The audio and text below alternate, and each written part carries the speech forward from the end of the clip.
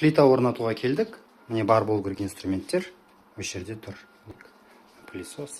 Ортасына қоятын болып шештік. Плитканың ені 26, кестік 27 қылып. 48, кестік 49. Тесіп алдық. 1, 2, 3. Осы 3 тесік тесіп болғаннан кейін бірінші лобзикпен бұлай кесіп аламыз. Одан кейін бұлай кесіп аламыз. Ең соңынан осылай кесеміз. Себебі астына ұстап тұру керек. Оң қолмен ғана кесіледі.